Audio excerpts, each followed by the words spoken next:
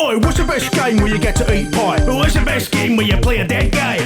You'll find out in VG247's podcast. Here, what's the best game where you swing from a rope? And what's the best game where you batter the Pope? Like I said, you will find out in this here podcast. Hello and welcome to VG247's Best Games Ever podcast, where we attempt to find the best game within a category that we've made up to cause arguments.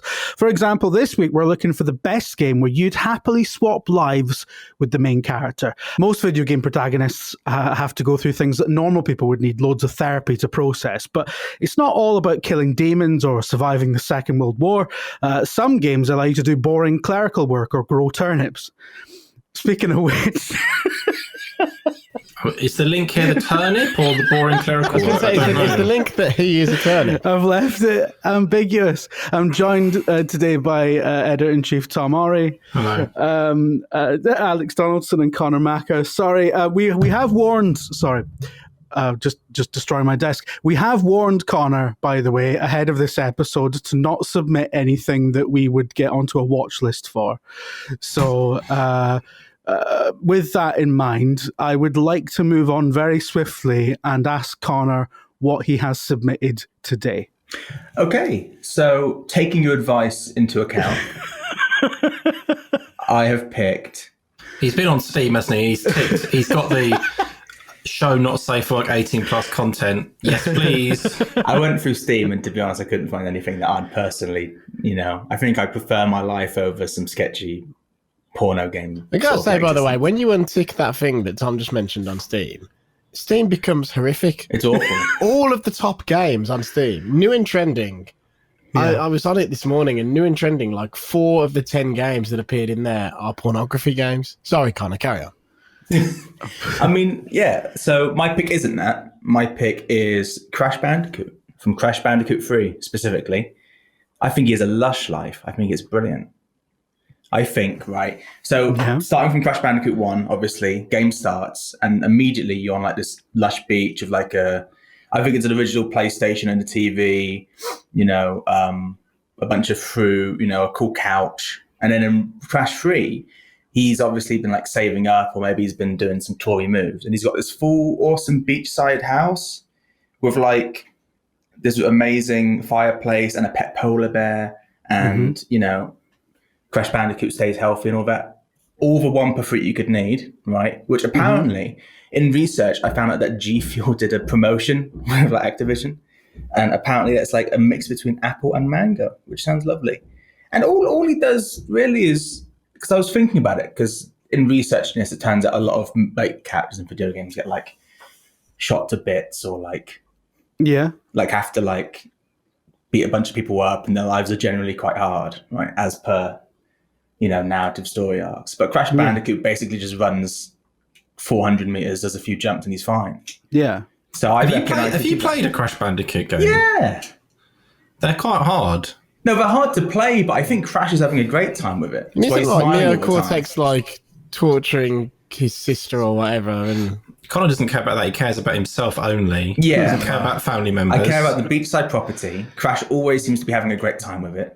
Yeah. So it can't be that bad. So I reckon it'll be quite fun and quite a lush. Well, if Connor says Crash Bandicoot's been making Tory moves, he doesn't give a shit about his sister. No, he's just got a massive. He leveraged his mortgage top rate out to the max, and he's living it up on the beach. It just seems like an amazing sort of life, right? And then every now and again, you either jump in a go-kart or you jump on a few boxes, and it just seems kind of straightforward to me. Yeah, he's just a little guy running around, isn't it?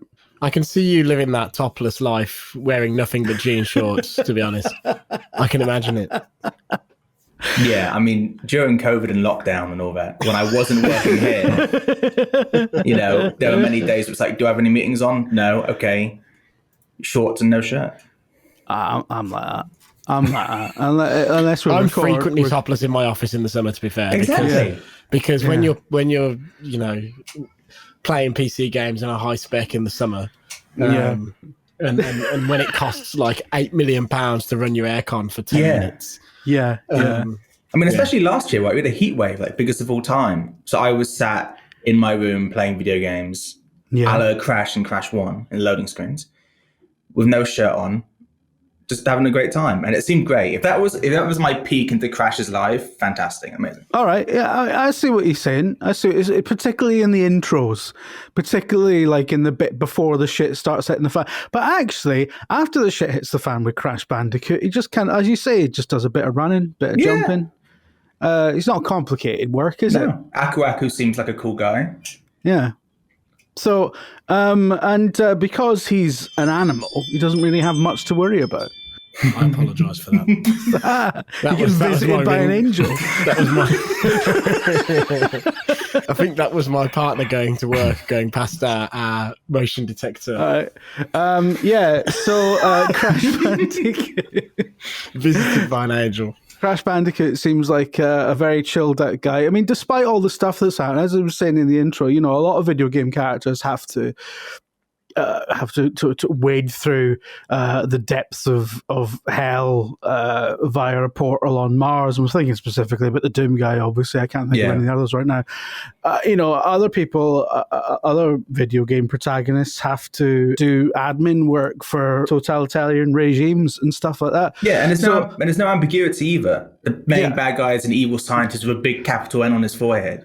Yeah, probably the most clear-cut evil villain. It's very simple. It's not like there's no moral ambiguity there. Simple, easy life, right? Crash, owned by Activision or Microsoft. See, this is why I said Crash Free right at the end of the Naughty Dog thing. Yeah. Crash Bandicoot now is unemployed, right? He doesn't do anything. I think he's got like a team-based shooter coming out. Yeah, you're right. Yeah, he's got this sort of something like that. Brawler, I don't know what it is. Modern. Right. So Crash is in fact going to be involved in a war, but not in Crash Free. Or back in the good old days. So you are specifically talking about Crash in Crash 3. Well, yeah, because it's the best game. Just that one slice in time. Yeah, because it's the best Crash game in my opinion. Okay, so the one period in time in Crash's career where he's got the nice big house. Yeah, before he gets drafted into Activision's live service. Yeah, he doesn't have to fight the Forever War. Yeah. And as you say, there's no moral ambiguity. Everyone knows who the villain is in Crash's universe, which is one of the positives of the Second World War. I feel a lot of people felt at the time. They were like, "Hey, well, at least we know who the bad guys are." Yeah. All right. Okay. That's good, Connor. Right, so I think we will now move on to, because I like making Tom go last, I will now move on to Donaldson. What have you got for us, Alex? Do you realise how difficult it was for me to not say 50 Cent Blood on the Sand for this? It was very difficult. I mean, it was only when I went on 50 Cent's Wikipedia page and realised he'd declared himself bankrupt like 3 times, I was like, maybe not. I mean, also, and before he was a big rapper, didn't he have quite a hard life? He was shot 7 times and lived. Yeah. Which is how you know he's real. Yeah. Yeah. I also thought about Knuckles from Sonic, because he just lives on an island and eats lots of grapes and is a vague racial stereotype. So very similar to Crash. To be fair, but then I thought to myself, I want to be royalty. Of course you do. I want to just live a life of privilege and then complain about it all the time. So that led me down the path of thinking about what games in which are you royalty. So for a long time, I was going to say Fable free, because obviously you are king in that, and sort of the good or the nice or the nasty thing about Fable free is you have to make some really shitty decisions as king. It's like, do you want to feed the orphans or do you want to stop a huge plague or things like that? So really, it's not a very nice experience of being king either, because people are always really angry at you. So I was like, what are the things where it's just quite breezy? And I came upon one of my favourite games, an abandonware game that legitimately now there is no way to buy and play unless you already own it and already have it downloaded, I think, on the console, because I don't even think you can. Maybe you can re-download it if you already own it, but I don't know for sure. Of course, there are ways of playing it. You just have to get in touch with Andy Hamilton. But I was going to say the Andy Hamilton method. But yeah, so the game is a Final Fantasy spin-off. It's one of the best Final Fantasy spin-offs, and that is Final Fantasy Crystal Chronicles, My Life as a King. So this is a spin-off of a spin-off, because Crystal Chronicles is a spin-off series of Final Fantasy, and My Life as a King is a little city-building management RTS where you play as a king in a traditional RPG world, and it is legitimately, genuinely, one of the best games in the Final Fantasy series, full stop. It's a wonderful, beautiful little game. It was a WiiWare game, so it was a download-only game for the Wii, which is why you cannot get it anymore, and it's never been reissued anywhere. It was really highly loved and regarded at the time. I think time and distance has only made the love of it grow even more. So if you imagine, the traditional RPG thing is you're in a party of adventurers and you go into a town, and maybe you go to the tavern or you go to the castle and you speak to people and you get quests and you go out into the world and do stuff and then return. This is a game that basically, and that's how Crystal Chronicles is structured. Crystal Chronicles is a co-op, 4-player co-op game, so it isn't like the other Final Fantasy games. It is built on that structure of go to town, get missions, go out, go back, that back and forth, almost Diablo-ish back and forth. So this puts you on the other side of that, where you are the king of the kingdom. Actually, you're technically the young prince, and the king has disappeared. And so you're left in charge. You live a very luxurious life. You're never under threat. And all you really have to do is give quests to parties of adventurers and build like bakeries and pubs and inns and weapon shops and armor shops and all that sort of stuff. You've got a little assistant who is a talking penguin, which is great. It's just genuinely a lovely game. It's got that day structure, so there's in-game days, and days last a certain amount of time, and so you choose how you're going to spend your time. And these were the days before microtransaction hell, or right at the cusp of the start of it. So it's things like, yes, when you're building something, it might take a few days to build, but that is a mechanic. It's not there to try and force you to pay $2.99 to do a boost, which is what Square would do if they bought this game back, which is why maybe they shouldn't. And it's just lovely. And it's, so your royalty, everybody loves you. Everybody thinks you're a fantastic king. There's no Republican movement. there's no danger or threat to you. And even if things are going bad and you're sending parties of adventurers to their deaths, it doesn't really make a difference to you. Your life goes on, and you just, it means that the pace of what you're doing slows down, but you're never in any danger. Back at the time, comes back on a previous topic from the other week, but I was reading in the run up to this podcast, I was rereading some of the reviews, and some people sort of compare it to what if Animal Crossing was an RPG, because it's got that sort of element of the way in which you're developing your whole kingdom is very similar in the way in which you develop a town. It's a 3D area, so you do walk around it and stuff like that. And it's just lovely. And so, as well as this being a character that I could swap with, it's a wonderful game. Genuinely, I think it's fantastic and hugely underrated, and nowhere near enough people have played it. But also, it's nice on this podcast to occasionally highlight something that is, really unknown, and really deserves a bit more recognition. Yeah, and this is totally that. It didn't make that much of a splash at the time, did it? I remember seeing it coming up on the Wii Shop menu and thinking, would I? And I remember, I think I eventually just decided it was probably a bit too Final Fantasy for me. But from the sounds of it, I probably would have enjoyed it.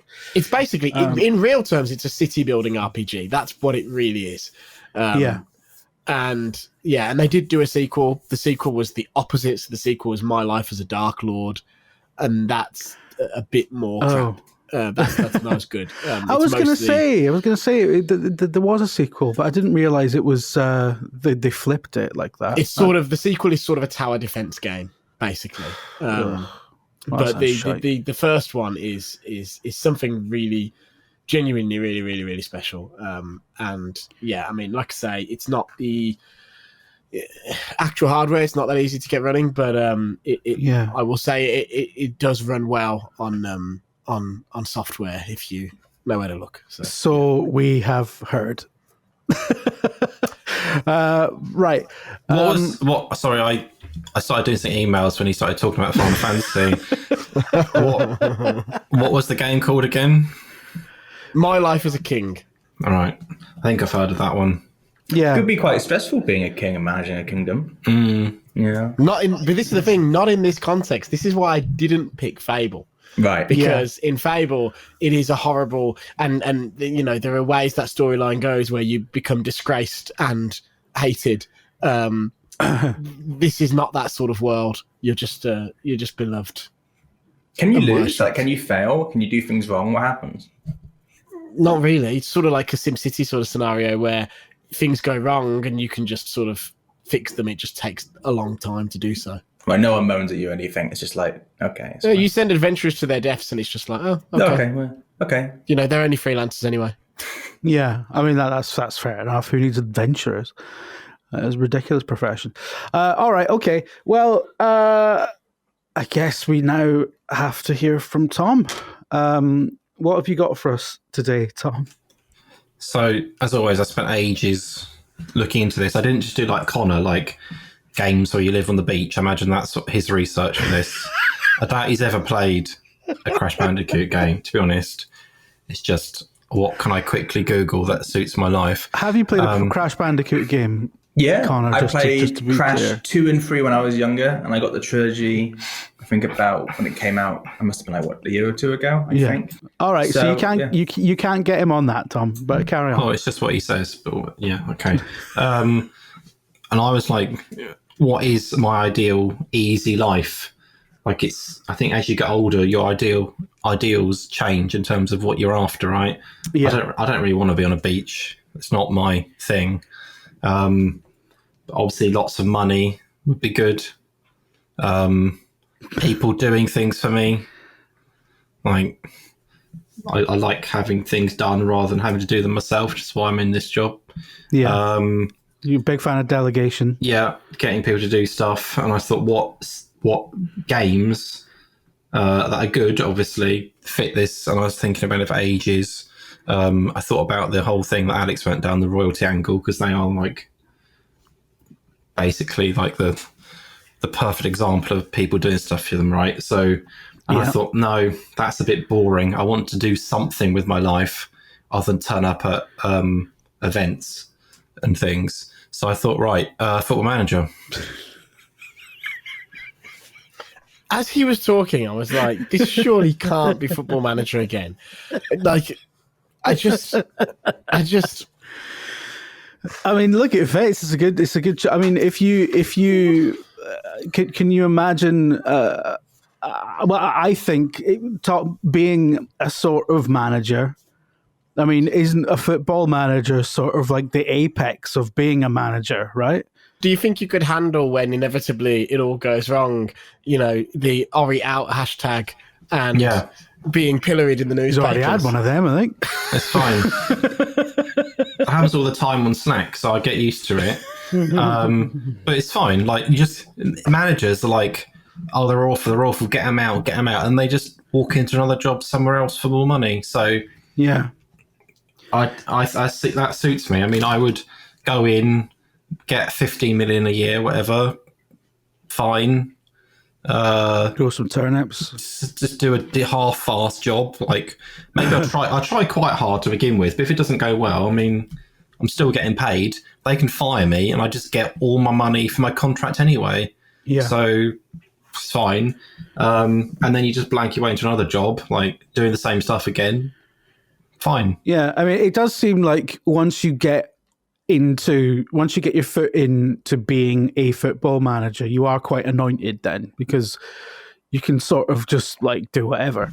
Yeah, I mean, it's probably a white man in games media. It's a lot of. It's not unique to football managing. You can do that here now.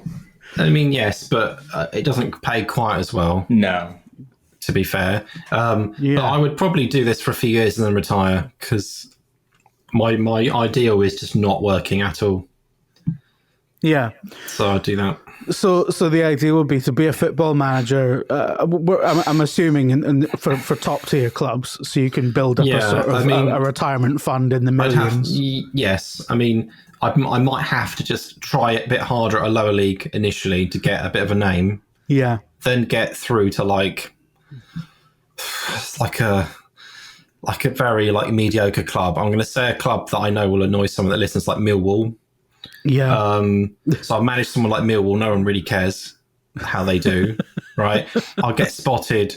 I'll then get hired by, let's say, like an up and coming, they do quite well club, like Brentford. Yeah. Premier League, do all right. And then I'll be like, I've done well. I've got Brentford into like Europa League, something like that. And then I'll be hired by a top 4 contender. Let's say, I mean, probably realistically it'd be Spurs, because I'm not going to City, Arsenal, Man United, Chelsea, Liverpool. Yeah. Out of principle, really. Yeah. I mean, for some of those, you'd have to move up north. Yeah. I could commute from where I live to Spurs. It'd be a bit of a pain, but I could do it. So you really worked this out, actually. So yeah, it's quite well thought through, Tom. I've not played Football Manager, but I assume that you have to like deal with a bunch of issues all the time. Yeah. Right? That's fine. I do that anyway. And also, your ideal like life would be like, I assume how long is that commute? Like an hour, 2 hours? It's fine, but it's short term, right? Like I'm doing like 5 years max. This is an amount. Yeah. 5 years of suffering. I'll be 45, retired with millions. That sounds fine to me. All right. Well, I'm at the point where I need to pick something now. So we're going to cut to an ad break / jingle, and then we're going to come back and have a look at what people have brought to the table. Right. So we've got 3 very different takes on what would be the ideal life here. Alex went for royalty, for monarchy, but a very specific take on monarchy where nothing you do actually has any personal consequences. You just sort of, you could send loads of people to their deaths and not build the bakery quick enough or whatever, and nothing really seems to come back to you, presuming that your castle is always pretty well stocked with food and that. I mean, that sounds pretty good, actually. Tom's gone for the essentially a very kind of upmarket version of his own job. Vastly better compensated, and you only have to do it for 5 years before you've got enough money in the bank to basically like never have to work again. Yeah, I mean, I've been doing this one for 20 and I still can't retire. That is true. That is 5 true. years sounds good. But I really like. You're not going with Connor, please. I really like the simplicity of Connor's approach, which was literally just fancy kicking back in the beach, eating some fruit, playing some PS1. I mean, that sounds pretty good to me, Tom. How quickly would he get bored of this life? I've been living most of that life for 25 years. I mean, his life. I was going to say, like, his life is literally just on a beach. I'd get bored of it, but Connor PlayStation 1 That games. sounds sick. Sounds brilliant. I think at some point he's going to be searching for more. Well, and he won't be able to find it. But this is crash-free warp. So if I get bored, just jump through a portal when I'm like riding a motorbike or something, or like chasing tigers. He has thought that through, to be fair. Excitement Because is out there, but the I baseline is life at the beach. I feel like on some level, Crash Bandicoot has about as much as excitement as he wants at any given time. You can die, right? You can die in any profession. There's actual peril. A lot of peril in Crash Bandicoot. I mean, there's peril being a king, surely. There's definitely peril being a football manager. Have you seen the face? Like, it's so miserable. I'm arguing against Connor because Connor seems like he's going to win. Yeah. Alex, I feel like you've already discarded, so I'm moving on. No, so I give it a lot of thought, and I just quite like the simplicity of Connor's approach, and therefore Connor's won. And if you collect 101 per free, you get another life anyway. Your two choices seem very complicated as lives go. Yeah, right. But more rewarding. City building, town planning. That sounds Alex has built a city, and like he's got like people that love him. Yeah, but listen, because of his acts. I've got like possibly like a legacy that people will look back on for hundreds of years. Yeah. Most likely as like some kind of legend. Yeah. Connor, he just lives on his own. Connor doesn't give a shit about his family's being tortured. sipping like drinks on a beach. Connor doesn't give a shit about having a legacy because he's just vibing at the beach. Yeah. He's a bandicoot on the beach. Having a nice time. Where's this money coming from? It's not all about money, Tom, is it? Like, you know. How are you living?